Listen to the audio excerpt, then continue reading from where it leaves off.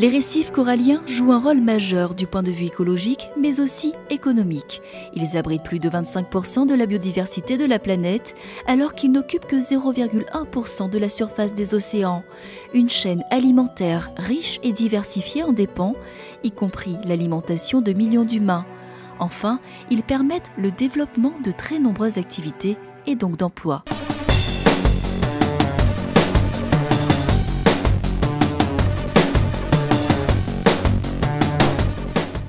Mais depuis ces 20 dernières années, leur principal constructeur, le corail, est en danger. Même si plusieurs initiatives internationales sont nées dans les années 90-2000 pour tenter de freiner leur dégradation, ils continuent doucement à mourir.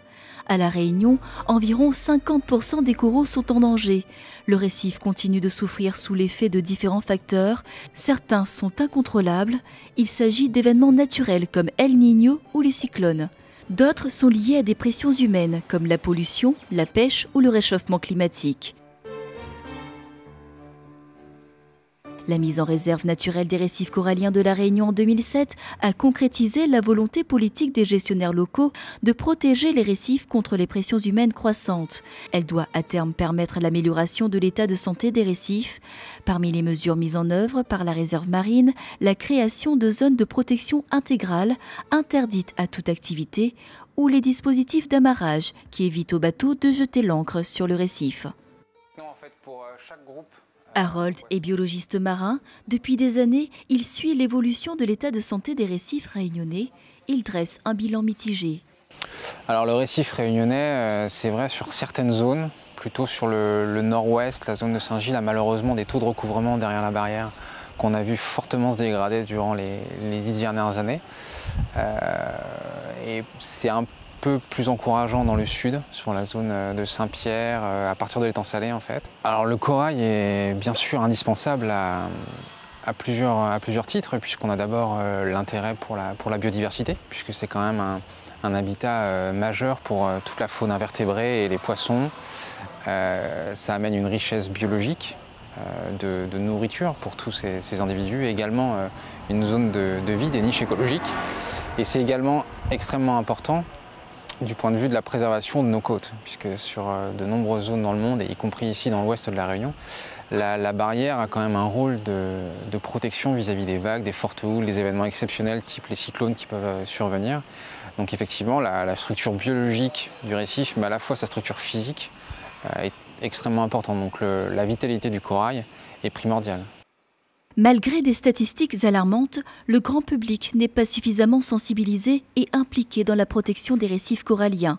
Leur participation dans des actions de terrain reste mineure. Romain est moniteur de plongée depuis 15 ans à La Réunion. Selon lui, le problème vient du fait que les Réunionnais appréhendent l'océan. En fait, le problème, c'est que le Réunionnais n'est pas très porté sur la mer, à part par la pêche un petit peu. Mais la Réunion, c'est un caillou avec l'océan Indien, la mer y est dangereuse. La météo peut changer très très vite, il n'y a pas de grands lagons comme dans certaines îles, donc la mer reste quand même un endroit dangereux, donc c'est vrai que très peu de gens ont notion de ce qu'il y a juste sous la surface en fait, donc c'est vrai que c'est difficile de communiquer sur quelque chose que les gens ne connaissent pas.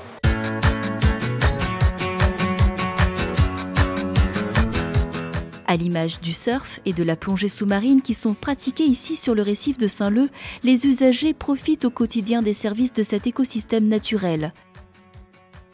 Mélanie Foss est une championne internationale de surf. Elle fréquente depuis longtemps les spots réunionnais. Pour elle, il n'y a pas de secret. Une bonne vague, c'est une vague de riff. Ici à La Réunion, on aura principalement soit du beach break, soit des vagues de riff, quoi. Bon, ce qui marche le plus, ce qu'on préfère, c'est des vagues de riff. Elles vont être un peu plus tubulaires et plus longues.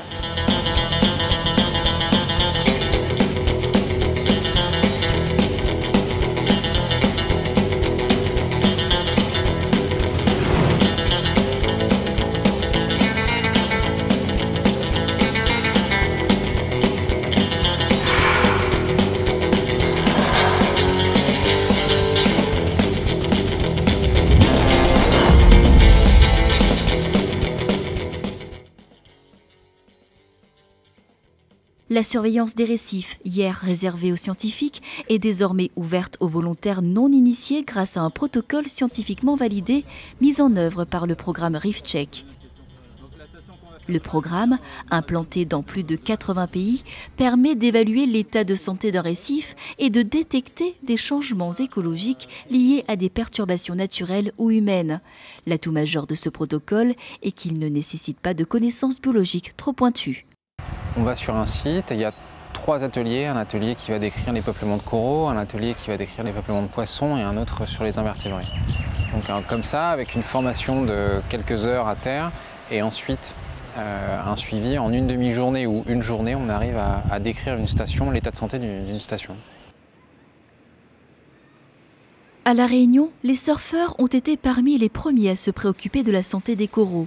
C'est en 2002, après une première campagne de relevés sur les îles éparses françaises, que 2 biologistes et surfeurs de l'Arvam, soucieux de préserver leur terrain de jeu, ont initié le programme Reef Check dans l'île, sur des spots comme Saint-Leu, l'Hermitage ou l'étang salé. Aujourd'hui, ouais, les surfeurs, je pense qu'ils se sentent concernés en effet par l'évolution du corail, par l'entretien et le respect de l'environnement. Donc oui, je pense que les surfeurs maintenant, ils ont bien dans la tête qu'il faut préserver la nature et notre environnement parce que c'est notre environnement.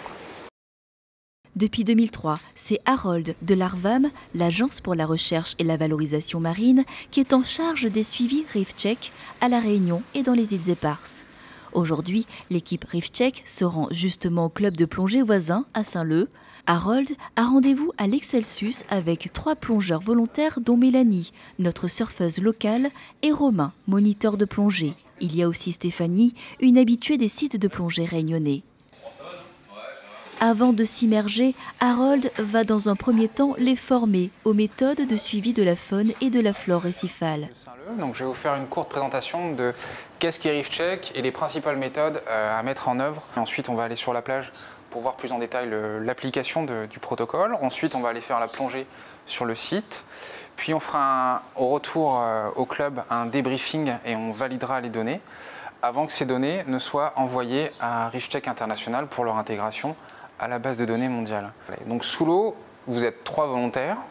Chacun, vous aurez votre plaquette avec une tâche bien définie à accomplir sous l'eau le long du transect. Le transect, c'est une sorte de long ruban gradué de 80 mètres que l'on déploie sur le fond. C'est tout au long de ce repère que seront effectués les relevés. Il s'agit maintenant de voir concrètement comment cela va se passer sous l'eau. Notre équipe a rendez-vous sur la plage. Harold va dérouler le décamètre sur le sable pour simuler le transect qui sera positionné sur le récif. Puis, il va placer différents objets qui matérialiseront les organismes marins rencontrés. Pour chacun des 3 ateliers, poissons, invertébrés mobiles et coraux, il va expliquer le travail à effectuer.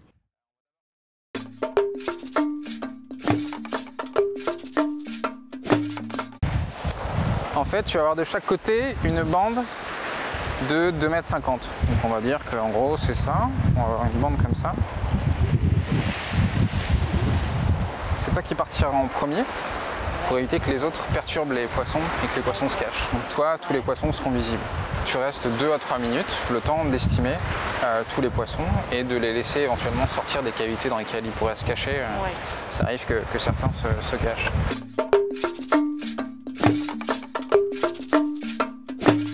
Donc on fonctionne également comme les poissons dans un couloir le long de ce transect qu'on aura déployé. Souvent, tu sais, quand on va sur les sites, ils sont un peu cachés dans des cavités, tout ça, donc on les voit pas forcément d'un premier coup d'œil comme ça, comme les poissons ou les coraux. Donc il faut un peu regarder. Donc c'est un peu le cas spécifique de ton poste, c'est que tu vas devoir en fait fonctionner en zigzag, tu vois. Tu vas faire des zigzags comme ça, plus ou moins serrés, c'est à toi d'estimer s'il faut les faire serrer ou pas.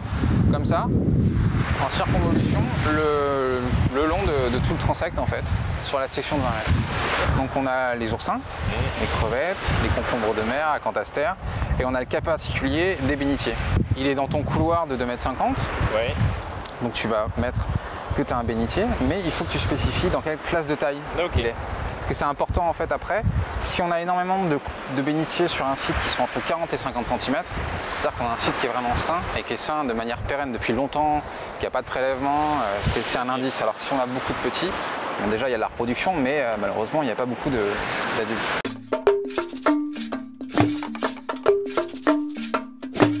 Tu vas identifier ce que tu as comme catégorie tous les 50 cm. Donc tous les 50 cm. Donc là, si on prend l'exemple, 50 cm, tu auras un corail dur. Donc tu marqueras dans la case le code correspondant HC. Par contre, attention aux circonstances piégeuses.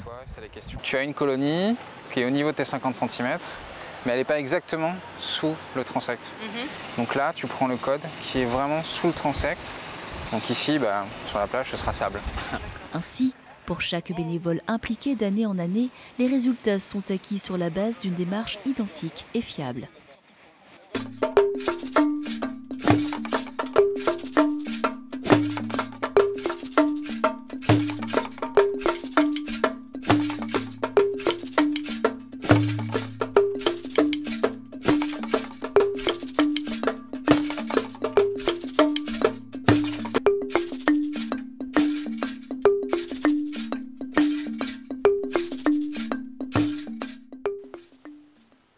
C'est le moment d'aller observer les conditions de vie sur le site choisi, près de la passe de surf, sous la vague de renommée internationale du spot de Saint-Leu. Mais d'abord, comment choisit-on un site de suivi Reef Check ? Donc là, la plongée qu'on va réaliser aujourd'hui avec nos volontaires, c'est situé sur l'ouest de la Réunion, sur un spot bien connu des surfeurs, puisqu'on va plonger sous la vague de Saint-Leu, une gauche bien connue. C'est une des premières stations qui a été ouverte par Reef Check Réunion depuis 2003, avec le soutien de Quicksilver Foundation. On va avoir tendance à mettre nos stations sur des zones les plus riches possibles. Rendez-vous donc sur le port de Saint-Leu où l'équipe charge le matériel à bord et prépare l'équipement de plongée. On a besoin de plaquettes pour prendre les notes sous l'eau. On a besoin d'un décamètre qu'on déroule sur 100 mètres. Également un rappel des catégories, puisqu'on ne demande pas à nos volontaires d'apprendre par cœur toutes les catégories. Ils ont quand même des aides sous l'eau. Le bateau quitte enfin le port pour rejoindre le spot qui se situe à quelques minutes seulement de navigation.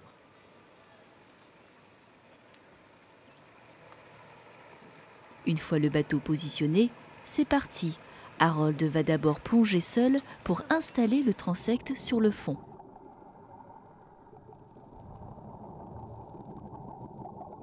À 7 mètres de profondeur, il déroule le décamètre. Une fois terminé, il remonte donner le signal aux autres plongeurs. Une bascule arrière et les reef checkers rejoignent la zone de suivi pour effectuer en équipe les différents relevés programmés. Le suivi peut débuter. Mélanie se met en place et commence par comptabiliser les poissons. Romain lui enchaîne le pas et recherche les invertébrés dans chaque anfractuosité, suivi par Stéphanie qui relève les différents types de coraux présents sur le transect. Chaque bénévole écrit sur sa plaquette chaque information relevée. Si un doute persiste, Harold intervient. Après 1 heure de plongée environ et toutes les informations recueillies, c'est la fin de la plongée. L'équipe remonte à bord. Harold fait part de ses premiers ressentis. Donc on a vraiment un site qui présente des peuplements de coraux pérennes, résistants et résilients face au phénomène de blanchissement. Ils perdurent sur le long terme avec une couverture corallienne vraiment très intéressante, très riche. Le temps de ranger le matériel et rendez-vous au local pour l'étape finale, le débriefing. Il s'agit maintenant de centraliser les données sur l'ordinateur d'Harold dans le logiciel Coremo. Ce logiciel, dédié au suivi de l'état des récifs coralliens et développé par l'ARVAM depuis 10 ans, permet de regrouper à la fois les suivis réalisés par les experts des réserves marines ou des instituts scientifiques et les données du programme Reef Check. Il a été choisi comme base de données pour toute la zone Indo-Pacifique. Les interrogations et discussions soulevées permettent d'entrevoir des solutions de gestion et des initiatives personnelles pour retrouver l'état de santé initial des coraux. Elles seront relayées aux autres usagers des récifs et donneront du poids aux actions à mettre en œuvre par les gestionnaires. Et puis, il faut envisager la prochaine opération. Grâce à l'intervention de volontaires au sein de programmes comme Reef Check, c'est ensemble que nous pourrons faire évoluer les choses de manière positive. Participer pour informer et sensibiliser, il est temps d'agir pour sauver nos océans.